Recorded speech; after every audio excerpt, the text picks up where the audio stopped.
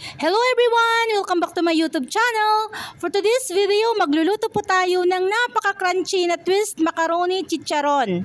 Bago po tayo mag-start, don't forget to subscribe and click the notification bell for more videos. Thank you!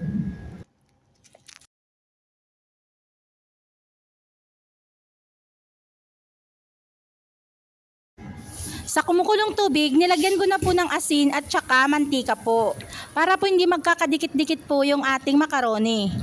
Bali, sinunod ko na pong ilagay po yung macaroni. Bali, ang gagamitin po natin ay ang twist macaroni po. Bali, kahit anong brand po ng twist macaroni, pwede po nating gamitin. Pagkatapos po nating ilagay, kailangan po nating takpan at pabayaan po nating kumulo hanggang lumambot po. Kailangan din po nating i-check at haluin para hindi po dumikit yung ating macaroni. Pag lumambot na po yung texture ng macaroni, kagaya po niyan, pwede na po nating hanguin. Ilagay na po natin sa strainer para matanggal po yung tubig. Pagkatanggal nga po ng tubig, hinaluan ko na rin po ng seasonings. Balang hinalo ko po ay ang paminta lang po at ang herbs. Kung may mga seasonings pa po na gusto nyo pang ihalo para mas malasa po yung chicharon, pwede naman po iyon. Pagkalagay ko nga po ng mga seasonings, hinalo ko pong mabuti para malagyan po lahat yung mga macaroni. Pag kulang po yung mga seasonings na nilagay po natin, pwede naman natin pong dagdagan para mas masarap po yung ating chicharon. At naghanap na po ako ng mapagbibiladan para po ibilad po muna natin yung macaroni. Kailangan po gagamitin po natin yung hindi po dumidikit yung macaroni po para hindi po siya masira. At mas maganda po kung hiwa-hiwalay po para mas madali pong mabilad. At paalala lang po, kailangan po maganda po ang sikat ng araw bago po tayo magbilad po ng macaroni para hindi po siya masira.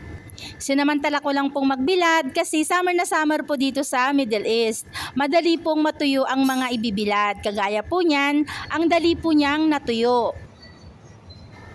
Kailangan po nating i-check at halu-haluin natin para pantay-pantay po yung pagkakatuyo. Pag may nakita po tayong puti-puti, pabayaan lang po natin hanggang pantay-pantay po yung pagkakatuyo.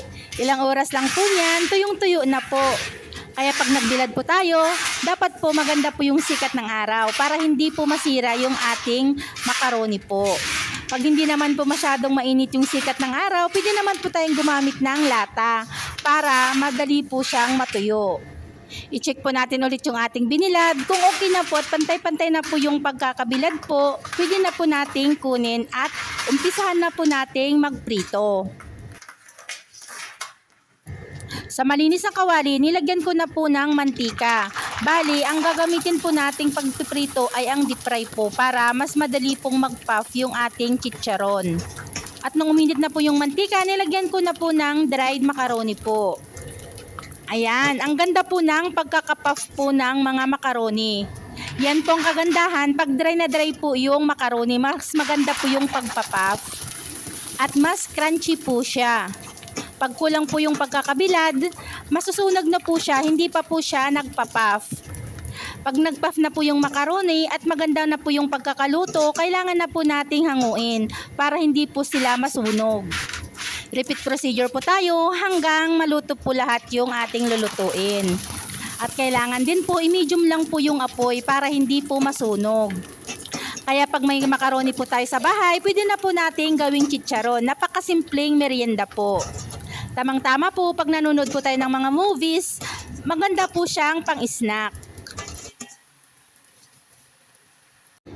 Luto na po yung ating chicharon, pwede na po nating iserve. Pwede naman po tayong gumawa po ng sarili nating sausawan. Depende po sa atin kung ano po yung naibigan po nating gawin.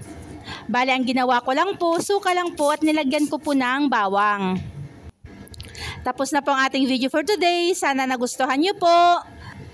Bago po tayo magpaalam, don't forget to subscribe and pakiclick na rin po yung notification bell po para sa susunod ko pang mga videos. Salamat po!